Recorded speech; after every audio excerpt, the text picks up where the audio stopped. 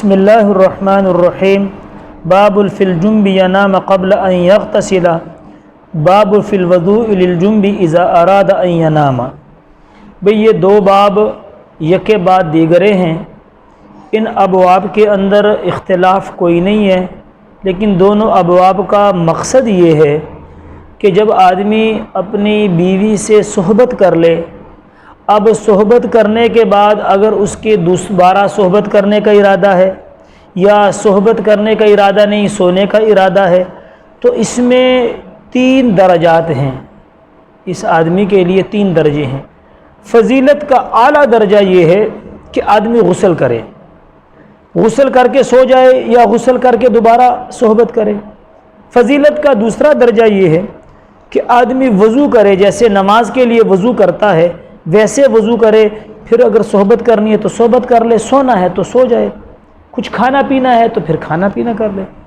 اور فضیلت کا تیسرا درجہ یہ ہے کہ وضو لغوی کر لے، یعنی شرمگاہ کو دھو لے، ہاتھ دھو لے، کلی وغیرہ کر لے، یعنی وضو لغوی کر لے۔ اور بالکل پانی کو ہاتھ نہ لگانا، یہ بات پسندیدہ نہیں ہے، یہ بات پسندیدہ نہیں ہے، کیونکہ اگلے باب میں آ رہی ہے، حضرت عائشہ رضی اللہ تعالیٰ عنہ کی حدیث امام ترمذی رحمۃ اللہ علیہ لائے ہیں کہ اللہ کے نبی صحبت کرنے کے بعد اس حالت میں لیٹتے تھے کہ پانی کو چھوتے بھی نہیں تھے۔ لیکن اصل میں یہاں پر ایک محدث ہیں، انہوں نے ایک طویل حدیث کو، ابو اسحاق جو ہیں، انہوں نے ایک لمبی حدیث کو مختصر کیا ہے، اور اس مختصر کرنے کے ساتھ یہ غلطی ان سے ہو گئی ہے۔ حالانکہ طویل حدیث کا مطلب یہ ہے کہ حضرت عائشہ رضی اللہ تعالیٰ عنہ فرماتی ہیں کہ حضور علیہ السلام کبھی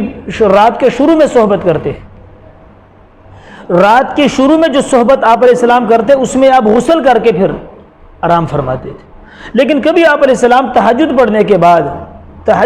کے بعد صبح صادق سے کچھ وقت پہلے جو ہے نا آپ صحبت کرتے، تو اس میں برائے نام تھوڑی دیر لیٹ جاتے، جیسے صبح صادق ہوتی آپ کود پڑتے اور غسل کر کے فوراً سنتے پڑھ کے مسجد میں چلے جاتے۔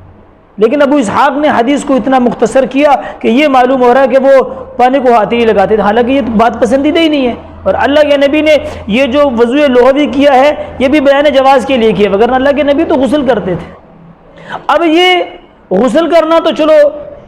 ایک ایسی بات ہے کہ غسل تو لازمی ہے، اس وقت نہیں کرنا تو صبح بھی کرنا ہے، لیکن وضو کے بارے میں جیسا کہ سعید بن مسیب رحمۃ اللہ علیہ اور ہمارے امام ابو یوسف رحمۃ اللہ علیہ وہ یہ فرماتے ہیں کہ جی وضو کا کوئی فائدہ ہی نہیں ہے، کیونکہ وضو کرنے کے ساتھ آدمی غسل سے تو مستغنی ہوتا ہی نہیں ہے، غسل تو پھر بھی کرنا ہے، تو وضو کرنے کا فائدہ کیا ہوا؟ وضو کرنے کا فائدہ کیا ہوا؟ لیکن حضرت زید بن ثابت انصاری رضی اللہ تعالیٰ عنہ جو ہیں وہ یہ فرماتے ہیں، اور حضرت شداد رحمۃ اللہ علیہ کا قول جو ہے یہ نقل کیا گیا ہے کہ بھئی وضو کا فائدہ ہے کہ جو آدمی غسل کرنے یعنی صحبت کرنے کے بعد، اپنی بیوی سے صحبت کرنے کے بعد، یا اس کو رات کو احتلام ہو گیا، احتلام کے بعد وہ پورا مکمل وضو کرے جیسے نماز کے لیے وضو کیا جاتا ہے، تو فرمایا کہ یہ اس کے بعد سوئے گا تو یہ پاکی کی حالت میں شمار کیا جائے گا، ایسا شمار کیا جائے گا کہ یہ آدمی پاک ہے، اس نے رات پاکی کی حالت میں گزاری ہے۔ تو فائدہ ہے نا، کتنا بڑا فائدہ ہے کہ یہ پاکی کی حالت میں رات گزارنے والا شمار کیا جاتا ہے صرف وضو کرنے سے، تو بھی وضو کا فائدہ ہے، اس لیے یہ فضیلت کا دوسرا درجہ ہے۔ اور تیسرا درجہ کم از کم اتنا تو ہونا چاہیے کہ آدمی اپنی شرمگاہ کو،